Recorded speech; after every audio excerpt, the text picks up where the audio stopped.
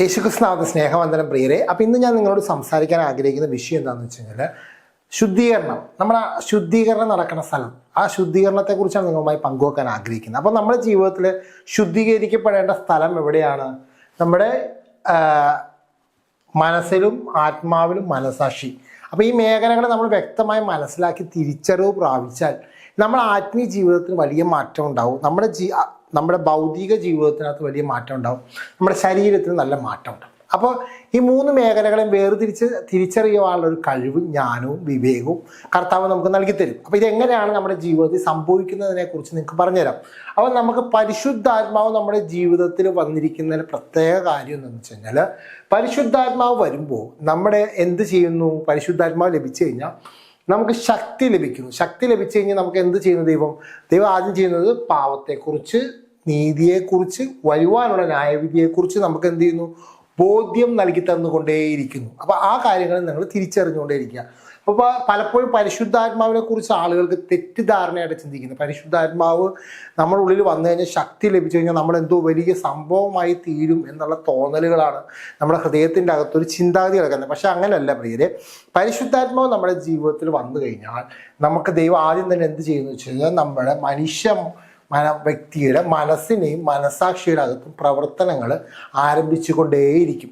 അപ്പോൾ ആ കാര്യങ്ങൾ നിങ്ങൾ തിരിച്ചറിയാം. അപ്പം നമുക്ക് മൂന്ന് കാര്യങ്ങളെ കുറിച്ച് പഠിക്കാം. ഒന്ന് മനസ്സ്, മനസാക്ഷി, ആത്മാവ്.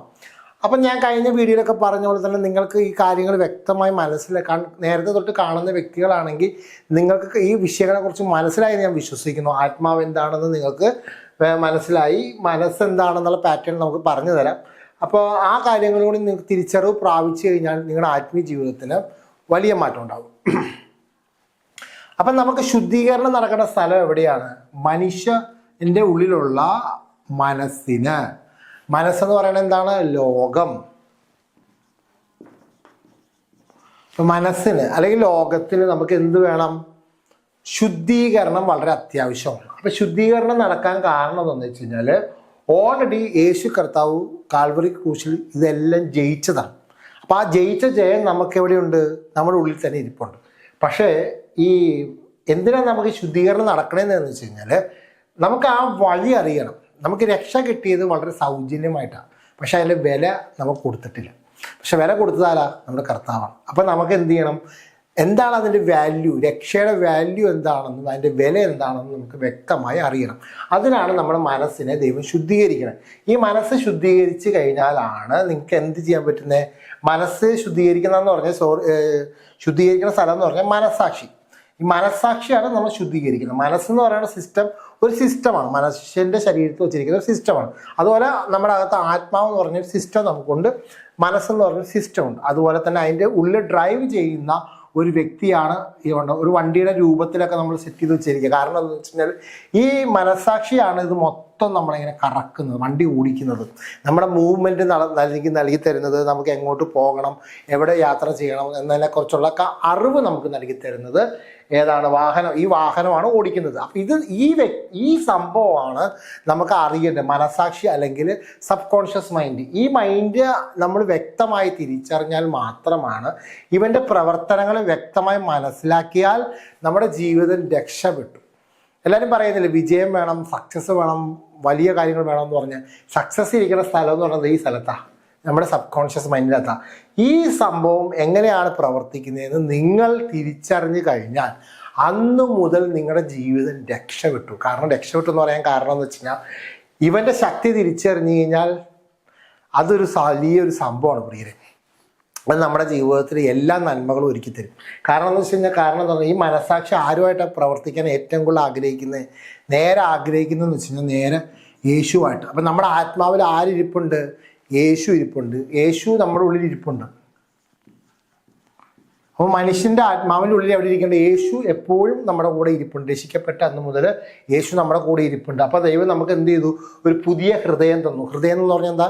സബ് കോൺഷ്യസ് മൈൻഡിൽ നമുക്ക് ദൈവം പുതിയ ഹൃദയം നൽകി തന്നു. അപ്പോൾ എന്ത് ചെയ്യുന്നു? പുതിയ ഹൃദയം വന്നെങ്കിലും നമ്മുടെ അകത്ത് പഴയ പാവ സ്വഭാവം നമുക്കുണ്ടല്ലോ. നമ്മുടെ പഴയ ജഡീകമായിട്ടുള്ള ദേഷ്യം, കോപം, വിദ്വേഷം, ദുർനടപ്പ്, അശുദ്ധി, ദുഷ്കാമം, വിഗ്രഹാരാധന, ആഭിചാരം, പക, ശാഠ്യം, അസൂയ, മദ്യപാനം, വെറിക്കൂത്തുകൾ, അങ്ങനെ പല പല എല്ലാ കാര്യങ്ങളും എവിടെയുണ്ട്? ഈ മനസ്സിൻ്റെ അകത്തിരിപ്പുണ്ട്. അപ്പം ഇതെല്ലാം നമ്മൾ പ്രവർത്തിക്കുകയും ചെയ്യുന്നുണ്ട്. കാരണം എന്താണെന്ന് വെച്ച് കഴിഞ്ഞാൽ അപ്പം അതിനെക്കുറിച്ച് പറയുന്ന ദൈവവചനങ്ങൾ വായിച്ച് കേൾപ്പിക്കാം. ഇതിൻ്റെ വ്യത്യാസം എന്താണ്? മനസ്സിനെ കുറിച്ച് ദൈവവചനത്തിൽ എന്താ പറഞ്ഞിരിക്കുന്നത്, മനസാക്ഷിയെക്കുറിച്ച് എന്താ പറഞ്ഞിരിക്കുന്നത്, ഈ ആത്മാവിനെ കുറിച്ച് എന്താ പറഞ്ഞിരിക്കുന്നത്. അപ്പം ഇത്തരം കാര്യങ്ങൾ നമ്മൾ വ്യക്തമായി നമുക്ക് തിരിച്ചറിവ് പ്രാപിക്കണം.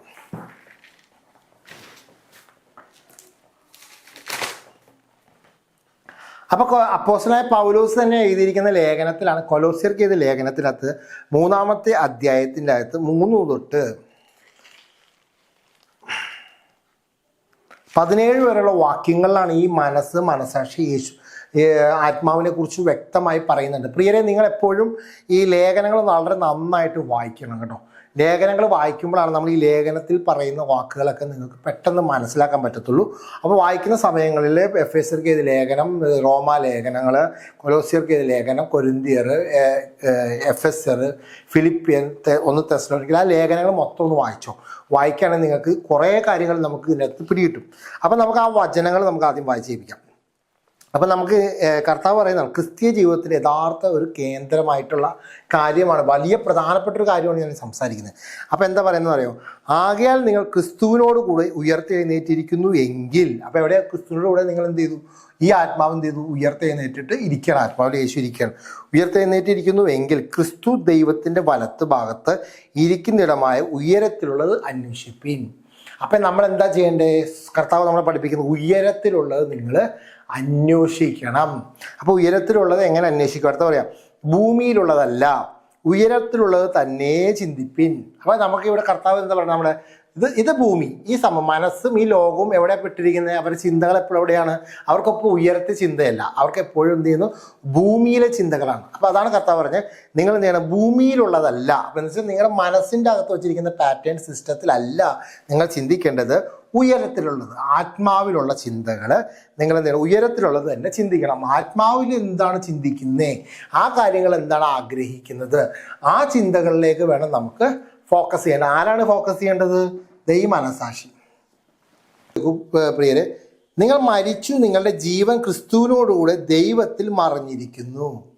അപ്പം പ്രിയരെ, ഈ ഒരു വചനം എങ്ങനെ നമുക്ക് മനസ്സിലാവും? നിങ്ങൾ മരിച്ചു എന്ന് പറയുന്നത് എങ്ങനെയാണ്? പ്രിയരെ, നമ്മൾ രക്ഷിക്കപ്പെട്ടിട്ട് സ്നാനപ്പെടുന്ന ഒരു സമയമുണ്ടല്ലോ, ഈ സ്നാനപ്പെടുന്ന സമയത്തിൻ്റെ ഒരു സിസ്റ്റമായി പറയുന്നത്. നിങ്ങൾ സ്നാനപ്പെട്ടതെന്ന് വെച്ച് കഴിഞ്ഞാൽ വെള്ളത്തിൽ നിങ്ങൾ മുങ്ങി സ്നാനപ്പെട്ട് എഴുന്നേറ്റിരിക്കുന്ന ഒരു വ്യക്തിയാണ് നിങ്ങളെങ്കിൽ എന്താ ചെയ്യുന്നതെന്ന് വെച്ച് കഴിഞ്ഞാൽ നിങ്ങളെ മരിച്ചു. അപ്പം നിങ്ങൾ സ്നാനപ്പെടുമ്പോൾ നിങ്ങൾ മരിച്ചു. എന്നിട്ട് നിങ്ങളുടെ ജീവൻ എവിടെ സംഭവിച്ചു? ക്രിസ്തുവിനോട് കൂടെ ദൈവത്തിൽ മറഞ്ഞിരിക്കുന്നു. അപ്പോൾ യേശുവിനോട് കൂടെ ദൈവത്തിൽ നിങ്ങൾ മറഞ്ഞിരിക്കുകയാണ്. അപ്പോൾ ഒരു കാര്യം മനസ്സിലായില്ലേ? അപ്പം ഇനി എന്താ സംഭവം? നിങ്ങൾ ജീവനായ ക്രിസ്തു വെളിപ്പെടുമ്പോൾ നിങ്ങൾ അവനോട് കൂടെ തേജസ്സിൽ വെളിപ്പെടും. അടുത്ത പറയാ, ആകയാൽ.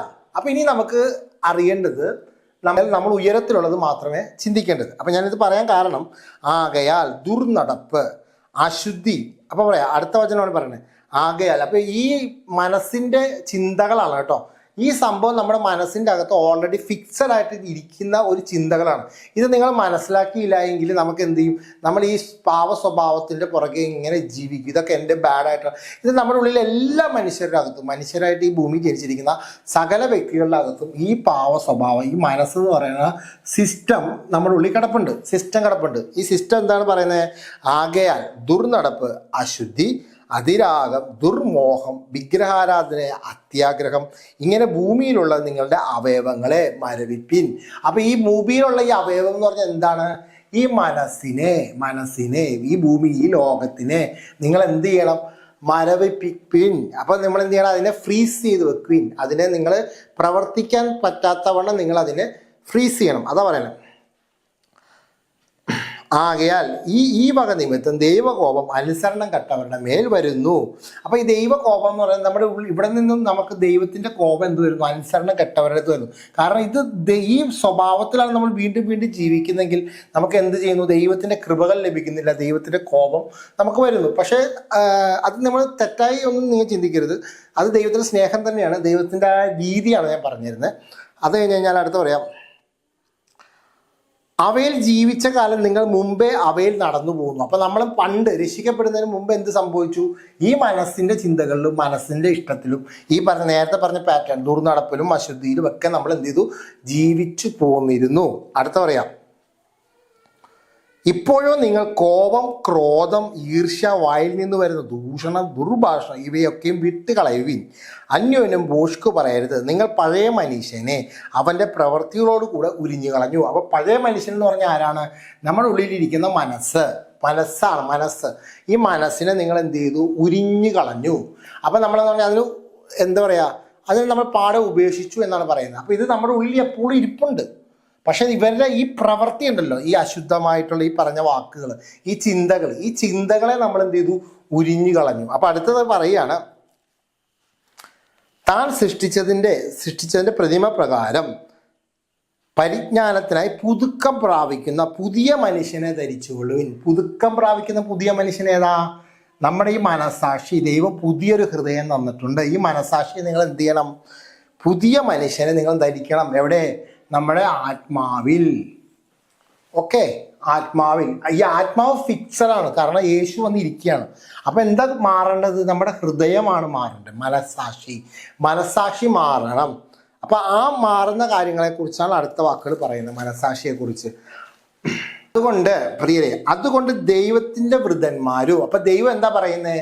തൻ്റെ വൃതന്മാർ. അപ്പോൾ യേശു കൂടി ഇരിക്കുകയാണല്ലോ, നമ്മുടെ ആത്മാവിൽ ഇരിക്കുക. അതുകൊണ്ട് യേശു നമ്മുടെ അടുത്ത് ദൈവം ഇൻട്രൊഡ്യൂസ് ചെയ്യുക, ദൈവത്തിൻ്റെ വൃതന്മാരും വിശുദ്ധന്മാരുമായവരെ. അപ്പോൾ വിശുദ്ധന്മാരും ആയവരെ, പ്രിയരുമായവരെ. അപ്പം എന്താ ചെയ്യണ്ടേ? യേശുവിൻ്റെ സ്വഭാവമാണ് പറയുന്നത്. മനസ്സലിവ്, ദയ, താഴ്മ, സൗമ്യത, ദീർഘക്ഷമ എന്നിവ ധരിച്ചുകൊള്ളുവിൻ. അപ്പം എവിടെ ധരിക്കേണ്ടത്? നേരത്തെ നമുക്കൊരു കാര്യം ധരിച്ചിരുന്നില്ലേ? പാപത്തിന്റെ സ്വഭാവം എവിടെ ധരിച്ചിരുന്നു? ഈ മനസാക്ഷിയിൽ ധരിച്ചിരുന്നു. അത് നമ്മൾ എന്ത് ചെയ്തു? പഴയ മനുഷ്യനെ നമ്മൾ ഉരിഞ്ഞു കളഞ്ഞിട്ട് നമുക്ക് ഈ മനസാക്ഷിയിൽ എന്ത് സംഭവിക്കണം? അല്ലെങ്കിൽ നമ്മുടെ സബ് കോൺഷ്യസ് മൈൻഡിൽ എന്ത് സംഭവിക്കണം? എന്താ സംഭവിക്കണേ? ദൈവം പറഞ്ഞേ, മനസ്സലിവ്, ദയ, താഴ്മ, സൗമ്യത, ദീർഘക്ഷമ എന്നിവ ധരിച്ചുകൊണ്ട്. അപ്പൊ നമ്മുടെ മനസാക്ഷിയിൽ എന്തായിരിക്കണം? ഈ സ്വഭാവങ്ങൾ ധരിക്കണം. അടുത്ത പറയാം, അന്യോന്യം പൊറുക്കുകയും ഒരുവനോട് ഒരുവന് വഴക്കുണ്ടായാൽ തമ്മിൽ ക്ഷമിക്കുകയും ചെയ്യുവിൻ. കർത്താവ് നിങ്ങളോട് ക്ഷമിച്ചതുപോലെ. അപ്പൊ കർത്താവ് എവിടെ നിങ്ങളെ ക്ഷമിച്ചേ? നമ്മൾ ഈ പാവ സ്വഭാവത്തിൽ ജീവിച്ച് എൻജോയ്മെന്റ് ചെയ്തിരുന്ന നമ്മുടെ മനസാക്ഷിയെ എന്ത് ചെയ്തു? യേശു കർത്താവ് നമ്മുടെ ഹൃദയത്തിൽ വന്നിരുന്നു കഴിഞ്ഞപ്പോഴത്തേക്കും നമ്മുടെ എല്ലാ പാവ സ്വഭാവങ്ങൾക്കും യേശുവിനെ അറിയാം. പക്ഷെ യേശു എന്ത് ചെയ്തു? ക്ഷമിച്ചിട്ട് യേശുവിൻ്റെ ഹൃദയം നമുക്ക് പുതിയൊരു ഹൃദയം നമുക്ക് നൽകി തന്നു. അതാണ് ദൈവം നമ്മളോട് ക്ഷമിച്ചത്. അതുകൊണ്ട് പ്രിയരെ, നമുക്കൊരു പുതിയ ഹൃദയം നൽകി തന്നത് കൊണ്ട് നമ്മൾ എന്ത് ചെയ്യണം? കർത്താവ് നിങ്ങളോട് ക്ഷമിച്ചതുപോലെ നിങ്ങളും ചെയ്യുവിൻ. അടുത്ത പറയാം, എല്ലാറ്റിനും മീതെ സമ്പൂർണമായ ബന്ധമായ സ്നേഹം ധരിപ്പിൻ. അപ്പം നമുക്ക് എവിടെയാണ് സ്നേഹം ഇരിപ്പുണ്ട്? നമ്മുടെ ആത്മാവിൻ്റെ അകത്ത് എവിടെ ഇരിപ്പുണ്ട്? യേശു ഇരിക്കുന്നത് കൊണ്ട് എപ്പോഴും യേശു നമുക്ക് എന്താ നൽകി തരുന്നത്? നമ്മുടെ മനസാക്ഷിയിൽ സ്നേഹം. മനസാക്ഷിക്കകത്ത് എന്ത് തരുന്നു? സ്നേഹം നമുക്ക് നൽകി തരുന്നു. അതുകൊണ്ട് നിങ്ങൾ എന്ത് ചെയ്യണം? നിങ്ങളുടെ ഹൃദയം യേശുവിൽ നിന്ന് പഠിച്ചിട്ട് നിങ്ങൾ എന്ത് ചെയ്യണം? സ്നേഹം ധരിപ്പിൻ. അത് പറയാം, സമ്പൂർണമായ സ്നേഹം ധരിപ്പിൻ. അപ്പം ഇത് നമ്മുടെ അകത്ത് ഇങ്ങനെ ധരിക്കണമെന്ന് കർത്താവ് നമ്മളോട് ആവശ്യപ്പെടുന്നു. അപ്പം നമ്മൾ പ്രവർത്തിക്കുന്ന സ്ഥലം ഏതാണ്? മനസാക്ഷി അല്ലെങ്കിൽ സബ് കോൺഷ്യസ് മൈൻഡ്. ക്രിസ്തുവിൻ്റെ സമാധാനം നിങ്ങളുടെ ഹൃദയങ്ങളിൽ. കണ്ട, ക്രിസ്തുവിൻ്റെ സമാധാനം എവിടെയാ? നമ്മുടെ ഹൃദയങ്ങളിൽ അല്ലെങ്കിൽ മനസാക്ഷിയിൽ വാഴട്ടെ. അതിനാലല്ലോ നിങ്ങളെ ഏക ശരീരമായി വിളിക്കപ്പെട്ടിരിക്കുന്നത്. അപ്പൊ ഏക ശരീരമായി വിളിക്കപ്പെട്ടിരിക്കുന്നു എന്ന് പറയാൻ കാരണം എന്താ? ക്രിസ്തു എന്ന സഭ, യേശു നമ്മുടെ ഉള്ളിൽ മാത്രമല്ല ഇരിക്കുന്നത്. യേശു എന്ന് പറയണത് സഭയാണ്. അപ്പൊ ആ സഭയുടെ ഉള്ളിലാണ് നമ്മൾ ഇരിക്കുന്നത്, അല്ലേ? അപ്പൊ നമ്മുടെ ഉള്ളിൽ ഇരിക്കുന്നു, നമ്മുടെ അകത്ത് ഇരിക്കുന്ന പോലെ തന്നെ ഈ ഭൂമിയിൽ യേശുവിൽ വിശ്വസിക്കുന്ന സകലരും എവിടെ ഇരിക്കുന്നത്? യേശു എന്ന സഭയുടെ അകത്താണ് ഇരിക്കുന്നത്. പ്രിയരെ, അടുത്ത വാക്യം പറയാം, നന്ദിയുള്ളവരായിരിപ്പിൻ. അപ്പൊ നമുക്ക് എന്തുണ്ടായിരിക്കണം? ഗ്രാറ്റിറ്റ്യൂഡ് മൈൻഡ് സെറ്റ് എപ്പോഴും എന്താണ്ടായിരിക്കണം? യേശു അവിടെ ഇരിപ്പുണ്ട്. എല്ലാത്തിനും നമ്മുടെ ഹൃദയം എന്ത് ചെയ്യണം? നന്ദി പറഞ്ഞുകൊണ്ടേയിരിക്കണം. പണ്ട് കാലങ്ങളിൽ നമ്മൾ എന്തായിരുന്നു ചെയ്തിരുന്നത്? നമുക്ക് നന്ദിയല്ല, നമ്മൾ ചീത്ത വാക്കുകൾ, ദേഷ്യങ്ങൾ, അരീശ വാക്കുകൾ, നമ്മൾ പകയെക്കുറിച്ചുള്ള ചിന്തകൾ, അങ്ങനെയുള്ള കാര്യങ്ങളെല്ലാം ധരിച്ചിരുന്നത്. നന്ദി പറയത്തില്ല, ഒന്നിനും നമ്മൾ താങ്ക്സ് പറയത്തില്ല. പക്ഷേ ക്രിസ്തു വന്നു കഴിഞ്ഞ് ധരിച്ചു കഴിഞ്ഞപ്പോൾ എന്ത് സംഭവിക്കുന്നു? സകല കാര്യത്തിനും നിങ്ങൾ നന്ദി പറയുന്നവരായി ഇരിപ്പിൻ. അടുത്ത പറയാം, നമുക്ക് അടുത്ത കാര്യം ദൈവം നന്ദി പറഞ്ഞിട്ട് എന്ത് ചെയ്യണം?